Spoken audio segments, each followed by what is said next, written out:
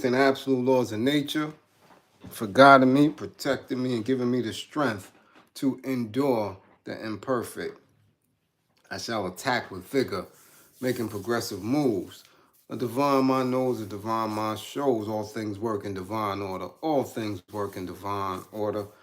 All things work in divine order. Peace and power, peace and power. Salute, salute, salute. Saturday night book club. Saturday night book club. We are here. We are here. And we shall see how long we remain here. Again, a lot of work has to be done. Managing time, scheduling assessments and sessions are of my highest priority. Putting content out. And again, we must, if we want to keep book club on a high priority order, you have to make it make sense. We have to make it make sense. Again, things are moving at a very quick pace. Very quick pace. So, we have to keep up. We have to keep up. And many times, reading,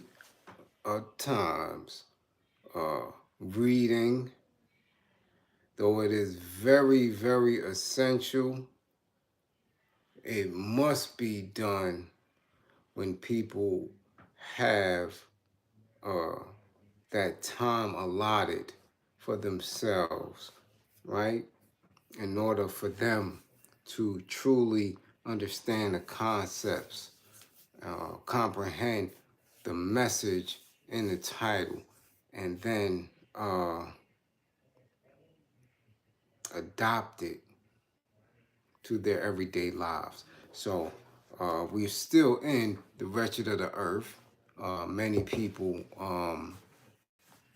have been continuously reading the text on their own. And as such, you can tell, well, I can tell by their language that they are awakening spaces within themselves that that haven't been touched in a very long time.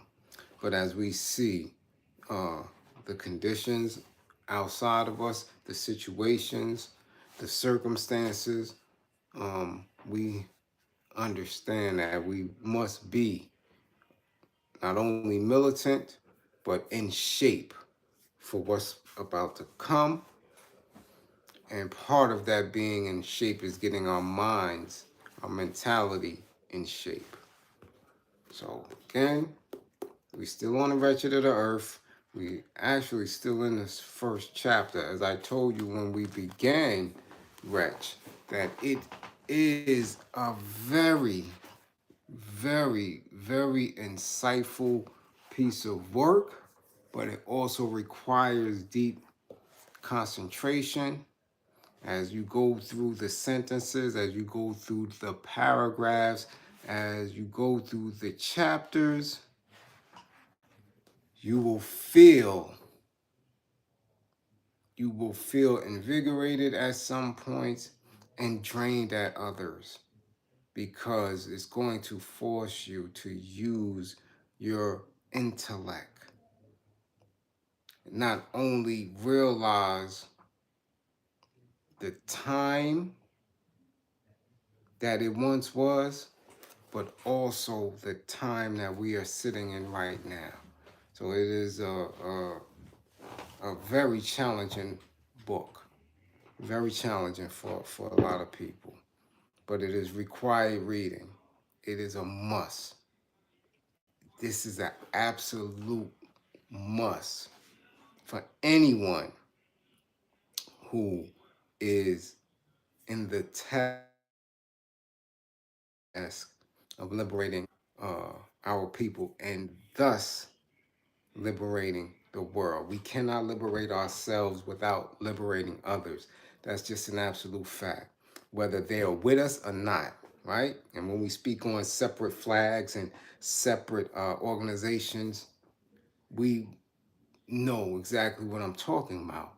Our liberation will affect their liberation. That's just how it is. When you get rid of the bully, everyone benefits. Not only those who he has or she has bullied. When you get rid of the bully, everyone benefits. So I don't care if they're with us or not. I don't care if they're claiming these flags. I don't care if they're getting duped by scam artists or pulpit preachers, fake pastors, quasi activists, and these, dumbass social media revolutionaries. Doesn't matter.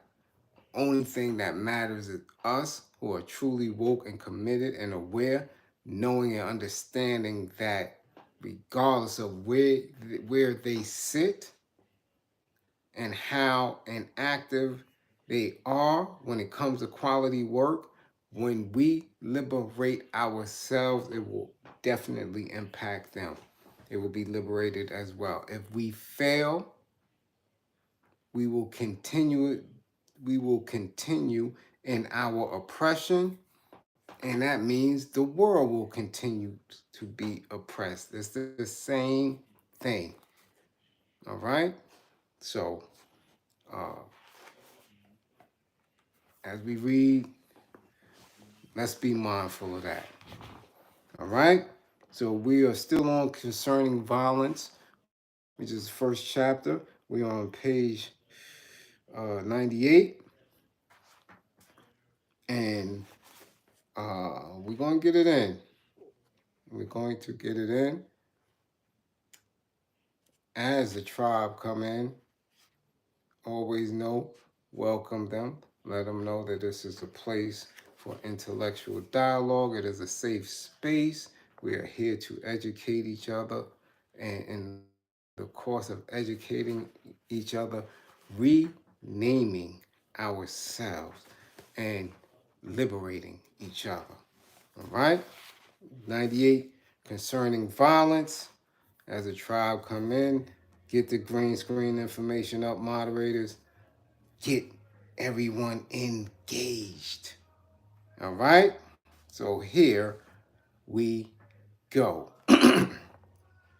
It might have been genuinely thought that the time had come for the world, and particularly the for the underdeveloped countries which which have used the fierce competition which exists between the two systems in order to assure the triumph of their struggle for national liberation, should, however, refuse to become a factor in that competition. The third world ought not to be content to define itself in the terms of values which have preceded it. On the contrary, the underdeveloped countries ought to do their utmost to find their own particular values and methods and a style which shall be peculiar um pardon me, be peculiar to them. The concrete problem we find ourselves up against is not that of a choice, cost what it may, between socialism and capitalism as they have been defined by men of other continents and of other ages. Of course, we know that the capitalist regime, insofar as it is a way of life, cannot leave us free to perform our work at home nor our duty in the world. Capitalist exploitation and cartels and monopolies are the enemies of underdeveloped countries. Understand that. And that's a piece that many of them missed. Because as we sit here today, we can see what they have done. We can see that these capitalist institutions, right? These corporations, right, have dominated the globe, suck all the resources out of developed and undeveloped countries. McDonald's everywhere, Starbucks everywhere, Uber everywhere. Understand that. And then you have the Uber capitalists, Tesla everywhere, right? Apple, Microsoft. And because of their wealth and ability to purchase armies and mercenaries to kill, maim, imprison people who are not in alignment with them, they are today sitting on a higher perch and basically, destroying what we have or what we have known as humanity. It's just that simple, right? On the other hand, the choice of a socialist regime, a regime which is completely orientated toward the people as a whole and based on the principle that man is the most precious of all possessions, will allow us to go forward more quickly and more harmoniously, and thus make impossible that caricature of society where all economic and political power is held in the hands of a few who regard the nation as a whole with scorn and contempt. So you can know that these individuals, as so many of you have lately been sharing via memes and TikToks, that these people don't give a damn. They do not care. They're moving on their own accord and just destroying everything in his path. Everything. Everything. All right? Peace, peace. But in order that this regime may work to good effect, so that we can in every instance respect those principles which were our inspiration, we need something more than human output. Certain undeveloped countries expend a huge amount of energy in this way. Men and women, young and old, undertake enthusiastically what is in fact forced labor and proclaim themselves the slaves of the nation. The gift of oneself and the contempt for every preoccupation which is not in the common interest bring into being a national morale which comforts the heart of man, gives him fresh confidence in the destiny of mankind, and disarms the most reserved observers. But we cannot believe that such an effort can be kept up at the same frenzied pace for very long. These young countries have agreed to take up the challenge after the unconditional withdrawal of the ex-colonial countries. So you see the work that it takes. It is not for the faint of heart. Even in knowing your condition, even in realizing the condition and putting in the necessary work, you will always have people with an romanticized idea of what true freedom is. They will put themselves in these little layered spaces of oppression, of self-oppressed monotony, just waiting, a pause, a hesitation, not ready to grasp freedom, fearful of what that responsibility looks like, right? Even when your enemy is not in effect, which we live through every day.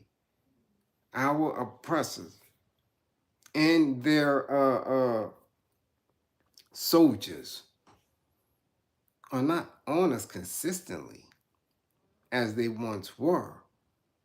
Now, again, they occupy your space and time by how much you spend on them, worrying about them mentally. So it's very different. Very, very different. You don't have Gestapos knocking on your door. You understand? You just don't. You're able to maneuver and move freely through the yard. But what are you doing when you're in the yard? What is your discussions? What are you organizing? How are you preparing people for the withdrawal? You have every opportunity to do so. All right? The country finds itself in the hands of new managers. But the fact is that everything needs to be reformed and everything thought out anew. In reality, the colonial system was concerned with certain forms of wealth and certain resources only, precisely those which provisioned her own industries. Up to the present, no serious effort had been made to estimate the riches of the soil or of mineral resources. Thus, the young independent nation sees itself obliged to use the economic channels created by the colonial regime. All right? Which, again, I always say, you cannot use their systems and their institutions. You cannot use it. Even if you switch it around, make an attempt at reform, which is reformulate, reformalize, right? To, again, reform without destroying. Because these apparatuses were made for your destruction, especially when it comes to thought and the know-how, how to operate. You gotta break that down, destroy it, and rebuild it. That's an absolute must. An absolute must. You dig?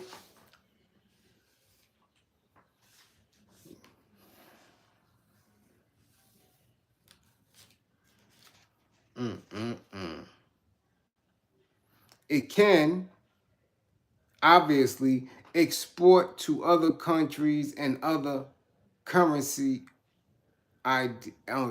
currency areas. But the basis of its exports is not fundamentally modified.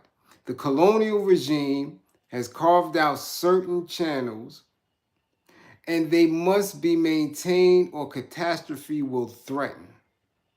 Perhaps it is necessary to begin everything all over again, to change the nature of the country's exports and not simply their destination, to re-examine the soil and mineral resources, the rivers, and, why not, the sun's productivity. Now, in order to do all this, right, other things are needed over and above human output. capital of all kinds, technicians, engineers, skilled mechanics, and so on. Let's be frank. We do not believe that the colossal effort which the underdeveloped peoples are called upon to make by their leaders will give the desired results. If conditions of work are not modified, centuries will be needed to humanize this world which has been forced down to animal level by imperial powers. It's just, man, you have to understand that. We have to understand that. That's very deep. You have to think, conceptualize, as I always say, a world without your enemy. Policies that once existed, that we were forced to learn the language of, wiped out. That has to be gone in order for you, in order for us to move in a new direction. Especially when we know, because it has shown and proven itself to be anti-us. We can no longer allow it to exist. We can no longer allow it to have authority over us. It's just that simple. It's just that simple. You dig? That's where we at with it. That's where we at with it. It's, you know, and when they say imperial powers, they mean certain countries which have benefited by a large European settlement come to independence with houses and wide streets, and and these tend to forget the poverty-stricken, starving hinterland. By the irony of fate, they give the impression by a kind of complicit silence that their towns are contemporaneous with independence. Again, making people believe that in the bag you find freedom. You dig? In the bag you find freedom. So again, like I say all the time, the timing of everything is of great importance. Of great importance. So we will portion these things out. We will portion the books out. We will portion the segments out so people can catch the replays, listen, catch up, right? And be ready to dialogue about it, right? We may have impromptu Q&As along the lines coming through. Again, spring is on its way. We know that this spring and this summer, as always, going to be very lively. So where you sit mentally is a matter of great importance. What book is this? This is always our book until we finish it. Wretched of the Earth, Fanon, Chapter 1. So again, as always, don't believe in me, believe in my belief in you. We will win. Salute, salute, salute.